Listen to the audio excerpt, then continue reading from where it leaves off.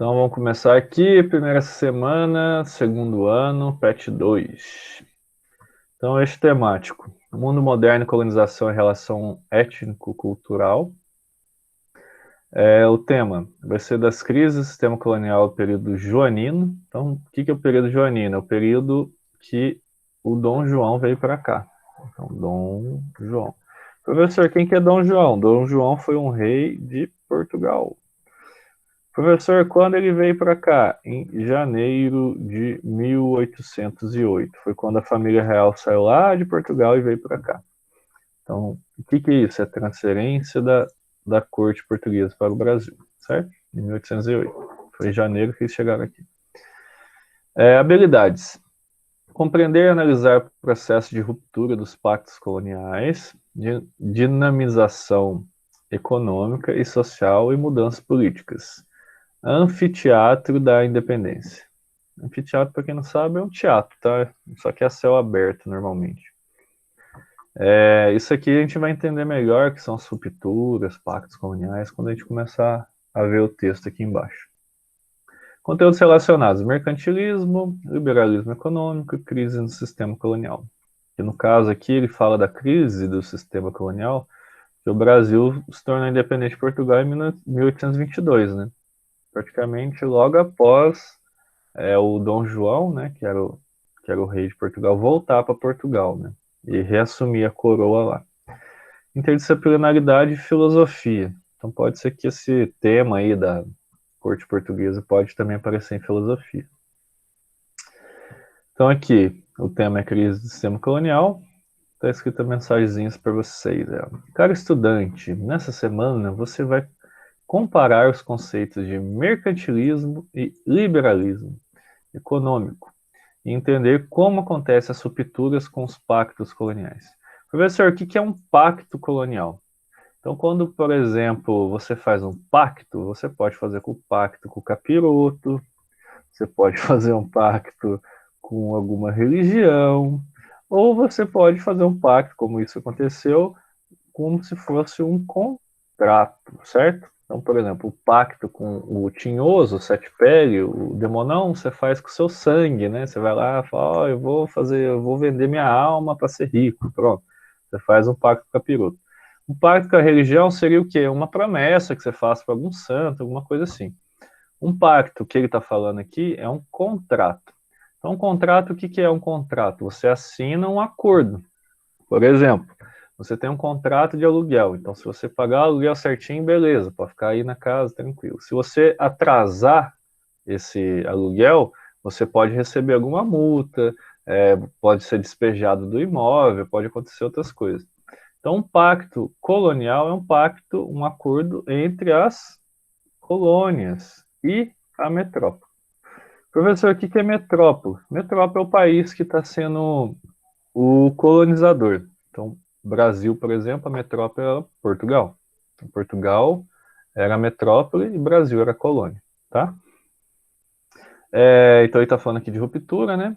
Professor, o que é mercantilismo e liberalismo? Mercantilismo era um sistema econômico que tinha aqui no colonialismo, que ele baseava em quê? Na escravidão, eles usavam escravos, né? Outra coisa, no acúmulo de ouro e pedras preciosas, e baseava também na parte da troca também de mercadorias, na colonização de outros territórios, e assim vai.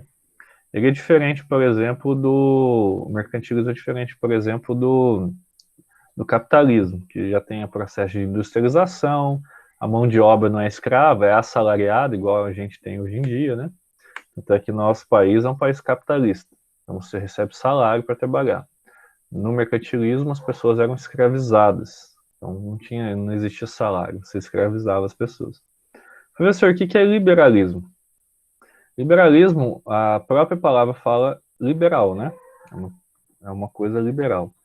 E liberalismo econômico. Então, é você liberar a economia, você deixar ela fluir por si mesmo. Então, por exemplo, se o Brasil fosse um país liberal na questão econômica, ele não colocaria tanto imposto nas mercadorias, dava empréstimo para as pessoas fazerem investimentos aonde quisesse. Por exemplo, eu quero pegar um investimento para produzir, sei lá, carregador de celular. Daí a pessoa vai lá, pega o empréstimo do banco e começa a empresa. Só que acontece, o banco empresta dinheiro, quando é liberal, tá? Ele empresta dinheiro sem perguntar o porquê que você quer aquele dinheiro, onde você quer investir. E hoje em dia não é assim. Hoje em dia, ao contrário de liberal, é intervencionista. O Brasil é um país que intervém na economia. Então, ele não vai dar dinheiro para qualquer um. Mas o que o banco vai fazer? Eu quero um empréstimo para fazer carregador de celular, para montar uma indústria que vai fabricar carregador de celular. Ele vai ver que não tem demanda para isso no Brasil, porque a maior parte dos carregadores vem da China. Então, se ele fizer uma fábrica de carregador, com certeza ela vai falir. Então, o próprio banco não dá empréstimo para essas pessoas. Vocês já devem ter passado algum esquema parecido com isso, apesar de vocês serem novos. Soraya deve ter vivido uma situação dessa, que eu já vivi. Você chega no banco e pede um dinheiro lá, um empréstimo, alguma coisa assim. Ou você está negativado no cartão, qualquer coisa você está devendo, ou se às vezes você nem está devendo, você pede um dinheiro lá emprestado. Daí o banco vai lá chegando e diz assim, não vou te emprestar. E por que o banco não te empresta? Porque às vezes você tem alguma restrição, às vezes o salário seu não é tão grande que dê para pagar aquele empréstimo, entendeu? Então o banco barra. E querendo ou não, o banco é ligado ao quê? Ligado ao governo.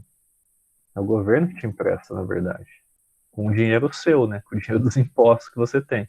Então esses programas Minha Casa Minha Vida, o Bolsa Família, qualquer outro programa assistencial que empresta dinheiro para você, teoricamente, ou te dá dinheiro para você, pelo menos, manter uma qualidade de vida, são ligados ao governo, tá?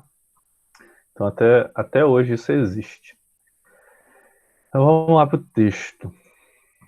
Então, lembrando dos conceitos, né? Mercantilismo, ele vai até explicar aqui, ó. Conjunto de ideias e práticas adotadas por várias monarquias europeias durante a Idade Moderna, fase do capitalismo comercial, que tinha como principais características a intervenção do Estado na economia, o metalismo, que é o acúmulo de metais preciosos e tal, o protecionismo, o Estado impunha pesados impostos de importações para proteger a produção nacional da concorrência estrangeira, e a balança comercial favorável, exportar mais do que importar. Esses aqui são alguns critérios que falam sobre o mercantilismo. Outros alguns que eu citei aqui, ó. O acúmulo que está aqui também no texto, né? A escravidão, daí tem a balança comercial favorável e o protecionismo. Protecionismo é você, que eu falei aqui de intervencionista, né? A mesma coisa, protecionismo e intervencionismo. Que eles, por exemplo, você vai importar alguma coisa de fora, mas só que vamos supor, você vai importar chocolate, mas o Brasil produz chocolate. Então o que o governo faz? O chocolate que vem de fora custa R$ 1, o produzido no Brasil custa 2. Então é mais barato comprar o de fora. O que o governo faz? Coloca R$ 3 de imposto para cada chocolate que vem do Brasil. Então o chocolate de fora vem a R$ 4 e do Brasil custa 2. Então, obviamente, as pessoas vão comprar do Brasil. Isso é proteger a economia, tá? Eles faziam muito isso. Até hoje fazem. Né? E o liberalismo econômico, ó. Conjunto de ideias defendidas por pensadores europeus do século XVIII em oposição ao mercantilismo, a não intervenção do Estado na economia, livre concorrência. Então, deixar o negócio rolar, entendeu? Entre quem produz e entre quem comercializa. Câmbio livre. Você pode colocar sua moeda ali qualquer preço. Por exemplo, hoje a gente tem o real e o dólar. E o dólar está muito mais caro que o real. Se a gente quiser falar que o real vale a mesma coisa que o dólar, a gente vai sofrer algumas coisas. A gente às vezes não vai conseguir exportar. Por que a gente, às vezes, o Banco Central reduz a cotação do real perante o dólar? Para a gente conseguir vender mais produto para fora. Isso vai dar mais dinheiro para o país, entendeu? Então, quando a gente está exportando bastante, é bom entrar dólar no país para fortalecer a economia. Defesa da propriedade privada, liberdade de contratos de trabalho, jornada e salários, tá vendo? Já defende salário em vez de escravidão. Seu principal defensor foi o Adam Smith. Esse escritor aqui é bem importante. que ele tem o livro dele chama Riqueza das Nações. E ele fala um pouco sobre economia e tal, é bem bacana o livro dele. Sobre mercantilismo, aqui tem um videozinho do YouTube. Se vocês quiserem ver o videozinho, você pega aqui. Acho que dá até pra... Aí, ó. É só clicar no linkzinho, ele abre aqui o videozinho.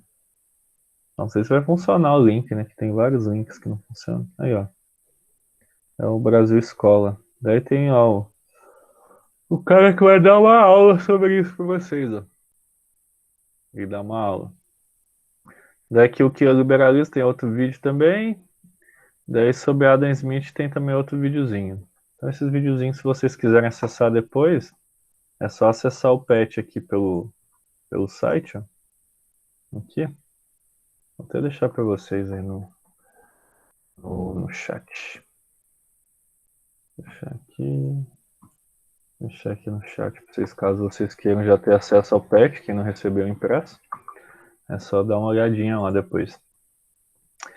Então vamos para a parte gostosa, as atividades. Tem um textinho bom para eu ler aqui para começar a fazer.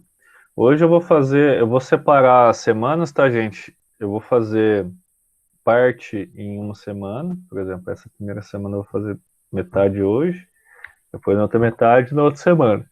E começa a segunda semana, daí lá indo até a gente completar as 6. 6 semanas dá um mês e pouquinho, né? Um mês e meio, mais ou menos. Crise no sistema colonial. Então vamos lá. Ó, o século XVIII, nos anos 1700, foi de profundas transformações na Europa, com reflexos nas colônias das Américas. Surgiram novas ideias políticas defendidas pelos filósofos iluministas, que questionavam principalmente o absolutismo monárquico. Professor, o que é isso? Eram os reis que governavam por conta própria. Eram os reis assim que não queriam outros poderes a não ser o deles, tá? Então, o absolutismo monárquico é o quê? O rei governando sozinho. Olha lá, poder total aos reis. Ó. Os privilégios de nascimento da nobreza e o poder da Igreja Católica defendiam a liberdade de expressão e o surgimento de regimes políticos que representassem os interesses da maioria dos cidadãos. Essas leis chegaram nas 3 Américas e influenciaram inúmeras rebeliões contra o poder colonial e os processos de independência. O que ele está falando aqui? Aqui ele está falando sobre o iluminismo. Tá? Então, para você ter uma noção, vários países se tornaram independentes aqui na América por causa dessas pessoas, inclusive o Brasil, Estados Unidos, o Haiti, porque eles viram que os países deveriam ser livres das suas colônias, não deveria ter mais escravidão, a população deveria participar da política e tudo mais. Por que a gente estuda isso aqui, professor? Isso aqui é tão antigo, já faz 300 anos que aconteceu e tal. Porque essa base aqui é que faz o sistema de lei nosso até hoje. Por exemplo, você dividir os poderes em 3, que são o quê? Executivo, você sabe os 3? Judiciário, qual que é o último? Legislativo. Professor, o que são esses 3 poderes? Para que serve e tal? A gente usa hoje? Usa. O executivo é a polícia e o prefeito, por exemplo. Eles são do poder executivo. O judiciário, o juiz, o promotor, pessoas que trabalham no fórum e tudo mais. Os legislativos são os vereadores, os senadores e os deputados. Professor, mas por que eles criaram isso na época? Para tirar o poder do rei. Pensa bem, o rei era os 3 poderes. Se ele quisesse olhar para você assim, nossa, que menina bonita, sei lá o quê. Daí a rainha ficou com ciúme, daí chega no rei e fala assim, você vai matar essa mulher aí. Ele julgava a mulher, ele executava a mulher perante as leis que ele mesmo fazia. Entendeu? Então a pessoa não tinha chance de se defender. E quando eles criaram isso e tiraram os reis absolutistas lá da Europa, eles fizeram com que a população conseguisse participar mais. Então a população poderia ser, por exemplo, vereador, senador, deputado, as pessoas poderiam ser juízes. ou prefeitos de alguma cidade, ou serem a polícia, né? Não ia ser um exército do rei, ia ser a polícia para todo mundo, valer a lei para todo mundo. Então isso aqui foi extremamente importante. Então o executivo, ele executa a lei. Então, por exemplo, está escrito lá que não pode matar. Então, se você matar alguém, a polícia vai lá e te pega.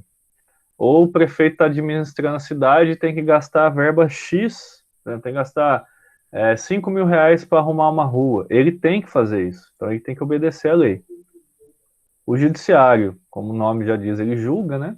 Então, ele pega as leis ali e julga de acordo com elas e decide se você é culpado ou não, se você tem que pagar alguma coisa, pagar pensão alimentícia, essas coisas é o juiz que fala. E quem define as leis que esses dois aqui vão seguir é o legislativo.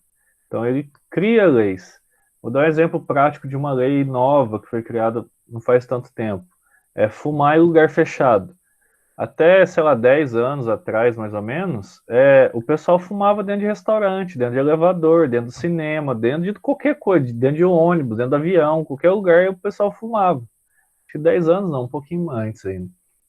Então foi criada uma lei primeiro em São Paulo, falando que não poderia mais fumar em lugar fechado. É uma lei de São Paulo. E depois virou uma lei federal. Então não se pode mais fumar em lugar fechado. Então isso é importantíssimo, porque são pessoas que pensam as leis para melhorar o convívio. Entendeu? O cara fosse, opa, fumar é prejudicial à saúde. Então se as pessoas fumarem dentro de lugar fechado, as outras pessoas vão inalar fumaça e tudo mais. Então isso aqui é importantíssimo, tá? Porque a gente estuda isso até hoje.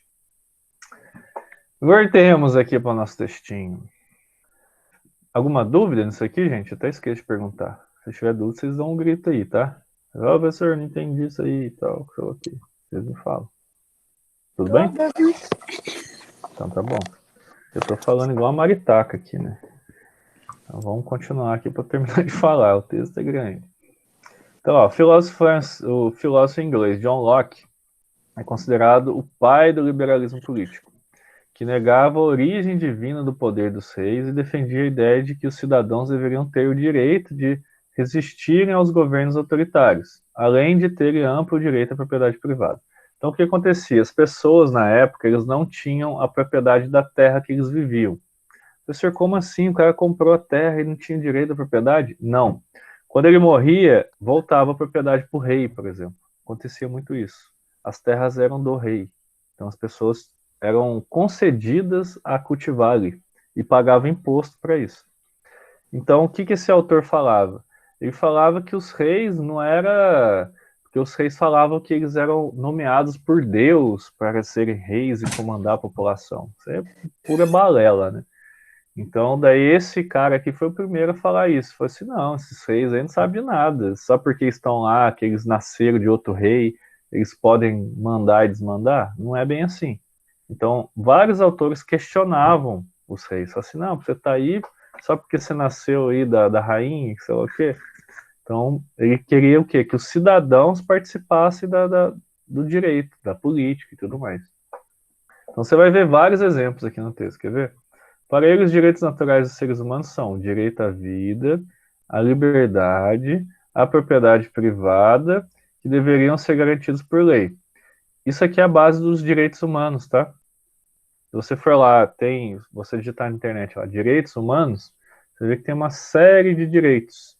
Então, por exemplo, o direito à água, o direito à vida, o direito à liberdade de expressão, o direito à propriedade privada. Então, se você comprar alguma coisa é sua, ninguém pode tomar. O direito a não ser torturado. Então, isso também pega ali nos direitos humanos, você não pode ser torturado. Então, tem várias e várias cláusulas ali dos direitos humanos que a maior parte dos países assinaram, que eles deveriam cumprir, mas eles não cumprem, né? Por exemplo, direito à alimentação, uma vida digna, casa e tudo mais. Então, são vários quer ver? Vou até mostrar para vocês que existe esse texto. Texto, direitos humanos. O que o pessoal estuda é uma matéria até do direito. Então, os direitos humanos, aí fala aqui, ó. Os direitos humanos não foram criados por alguém, foi um pacto, é uma declaração universal dos humanos. Todas as pessoas. Daí tem, deixa eu ver aqui se eu pego o texto mesmo. Resumo, aqui tem alguns resuminhos, ó. Então aqui, ó, categoria de direitos primordiais e inalienáveis são os direitos que toda pessoa tem, que não pode ser retirado, né? Garantia dos direitos de todos os membros da espécie humana. Daí são vários e vários direitos, ó. Ó, os direitos humanos não são uma invenção, como direitos pertencentes a qualquer ser humano. Eles existem desde que existe o ser humano na face da Terra. O que aconteceu foi o reconhecimento desses direitos já existentes, por meio de convenções e documentos oficiais. Então aqui são vários e vários direitos. Vocês podem, tem vários textos falando também sobre a criação da ONU também, que é a Organização das Nações Unidas, os direitos humanos no Brasil. Então tem vários textos. Tem a Declaração Universal dos Direitos Humanos. É isso que eu queria ver. Declaração Universal dos Direitos Humanos. Eu queria ver se dava para ler alguma coisa. Perâmbulo. Aqui, ó, os artigos, ó. Então, isso aqui são as leis, tá? São divididos em artigos. Artigo 1, ó. Todos os seres humanos nascem livres e iguais em dignidade e direitos. São dotados de razão e consciência e devem agir em relação uns aos outros com espírito de fraternidade. Artigo 2º, ó. Todo ser humano tem capacidade para gozar os direitos, as liberdades estabelecidos dessa declaração, sem distinção de qualquer espécie, seja de raça, cor, sexo, língua, religião, opinião política e de qualquer outra natureza, origem nacional, social, riqueza, nascimento ou qualquer outra condição. Não será também feita nenhuma distinção fundada na condição política, jurídica ou internacional do país ou território que pertença a uma pessoa, quer se trate de um território independente, sob tutela, sem governo próprio, quer sujeito a qualquer outra limitação de soberania. Olha lá, todo ser humano tem direito à vida, liberdade e segurança pessoal. Então, por exemplo, você aplicar pena de morte, você está indo contra o artigo 3 dos direitos humanos. Porque todo humano tem direito à vida. Você não pode tirar a vida de uma pessoa.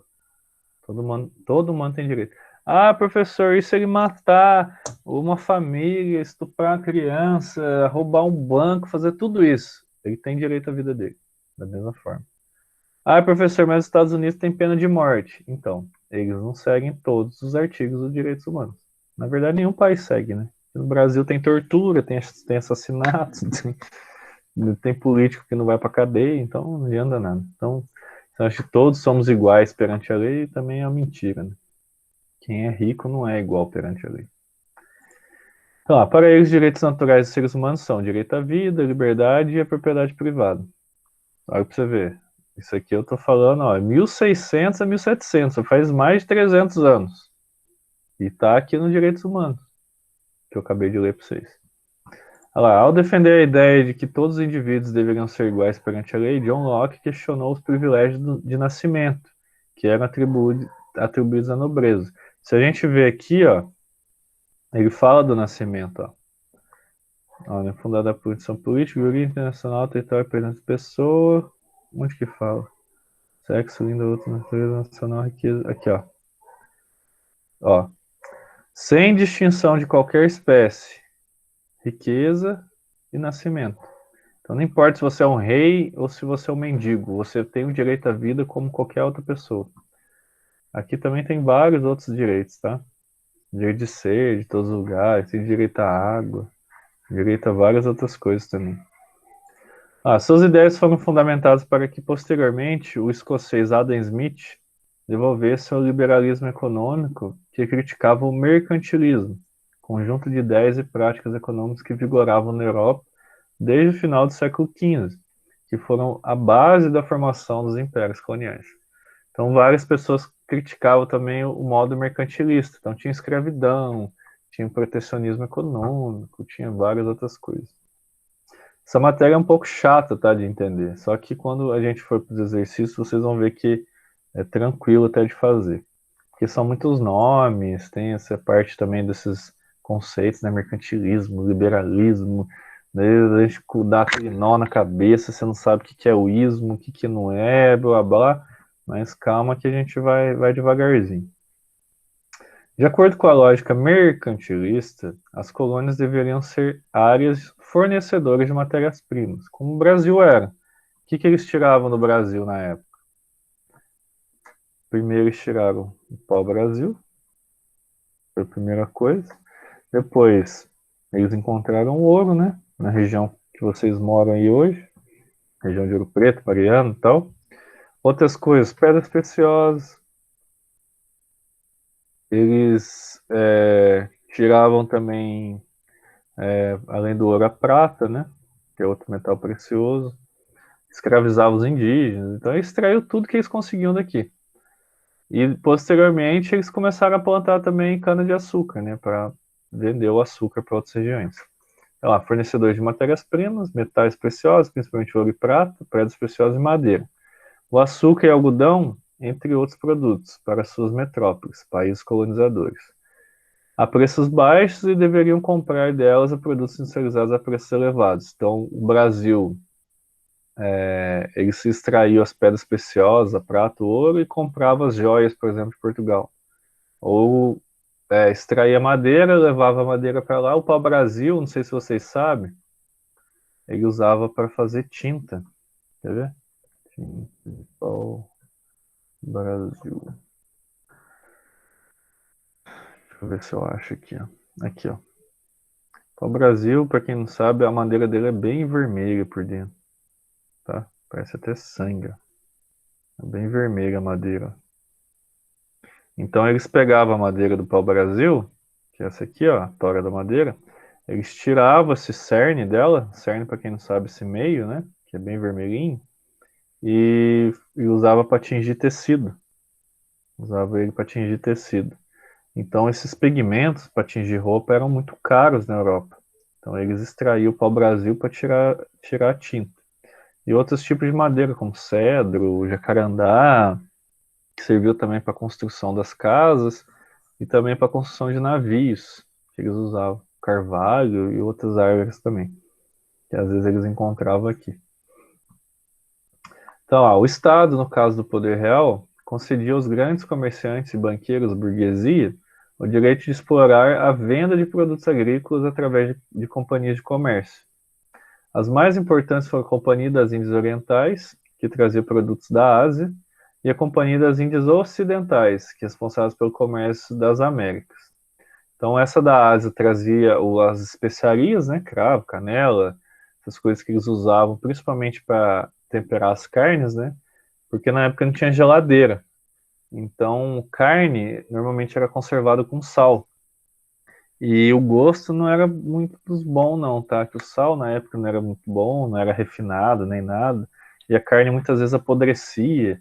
Então, o que eles faziam? Eles misturavam esses temperinhos, pimenta do reino, canela, cravo, e jogavam na carne para conseguir se alimentar.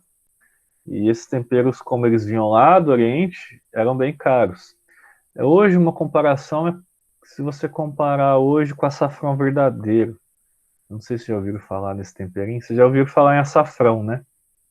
Quer ver? Preço açafrão verdadeiro. O açafrão verdadeiro, só para vocês terem uma noção, ele custa mais que ouro. Só para vocês terem uma noção. Aqui, ó. Se vocês quiserem comprar aí, para dar pro professor, vocês podem comprar o açafrão verdadeiro. É esse aqui, ó. Olha o tantinho que vem, ó. É só esse aqui. Esse aqui não deve ter nem 1 grama. Não chega perto de 1 grama. Quanto que tem esse aqui? Nem fala. Nem conheço isso, nunca usei. Isso aqui é o açafrão verdadeiro, é um negocinho que tem numa flor, que é o açafrão. É que o açafrão que a gente come, que a gente compra no supermercado, que é baratinho, ele não é esse aqui, que é o verdadeiro. Esse aqui é o verdadeiro. Olha o preço dele. É o açafrão paraguaio. O açafrão que a gente compra, na verdade, é o açafrão da terra. O açafrão verdadeiro, deixa eu ver, ó. Vou mostrar pra vocês. Esse negocinho aqui dessa plantinha.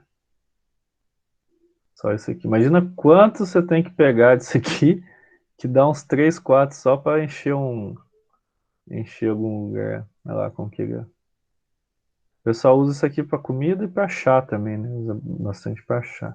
No Oriente Médio ele é vendido a fortuna. Minha tia trouxe uma vez Um negocinho pequenininho, tipo, pagou um absurdo. Ele custa mais que ouro. O peso, em peso, né? Ele custa mais que ouro, esse negocinho aqui. O açafrão que a gente compra, o açafrão que a gente compra é esse aqui, açafrão da terra. Parece um gengibre, né? É amarelinho. Esse é baratinho. Esse aí é fácil de comprar. Que a gente usa para cozinhar. Não sei se vocês usam, né? É gostoso. Fazer um arroz, um frango com açafrão. Ele parece até aquela batata baroa, né? Parece uma batatinha baroa, sei lá, um gengibre. E daí você parente de gengibre. Daí você faz o pozinho com ele e vende. Daí ele é baratinho, né? Até quitando faz um açafrão da terra. Chama cúrcuma. Pode chamar de cúrcuma também. O pessoal acha que é super chique, né? Mas é um negócio que é baratinho. Então é como se fosse isso. Então o pessoal fazia comércio lá na Índia e trazia seda, trazia o pimenta do reino, o cravo, a canela, o louro, trazia esses temperinhos assim e custava muito, cara. Muito, muito caro. Se você conseguisse pegar um carregamento, sei lá, de pimenta do reino lá da Índia e trouxesse para Portugal, primeiro que você ia gastar um ano na viagem. Um ano viajando no mar. Você podia morrer com o navio naufragando, tubarão, tempestade, aqueles povos africanos que atacavam o navio também tinha, que você tinha que aportar em algum lugar, né, para reabastecer o navio. Então a chance de dar merda nessa viagem era 90%. Então as pessoas que voltavam para a Europa depois de ter pego os condimentos tal lá da Índia, eles voltavam ricos. Você ficava um ano lá passando perrengue e tal, quase morrendo, mas voltava rico. Então valia você se aventurar no mar, entendeu? Por isso que muita gente ia. Até aqui vocês entenderam? Eu nem comecei os exercícios ainda, vou começar depois na próxima semana. Ou qualquer coisa eu gravo um vídeo também para vocês. É que vocês preferirem. Se vocês quiserem aula, se quiserem vídeo. Depois eu vou terminar esse textinho aqui e já vou começar as questões. E todas vão ser assim, tá? Bem grandes, ó. São 7 questões e a segunda semana também é imensa. O texto, ó, o tamanho do texto. O texto tem quase 2 páginas. Daí é mais tranquilo porque é questão de xizinho. Daí dá pra gente terminar também. Mas eu vou começar a dividir em duas, pra gente conseguir terminar o PET assim certinho, até vir um PET 3. Alguma dúvida, sugestão, elogios, comentários, alguma coisa que vocês viram aqui que vocês não entenderam? Ou tá tranquilo? Tá tranquilo, nenhuma dúvida não. Tá tranquilo. Tá? Então beleza. Caso vocês queiram ver de novo a aula, eu vou postar lá no YouTube, tá bom? Daí se vocês quiserem ver, eu vou postar, depois eu posto no grupo seus a aula certinho e tal, daí vocês podem ver de novo, caso vocês tenham alguma dúvida. Daí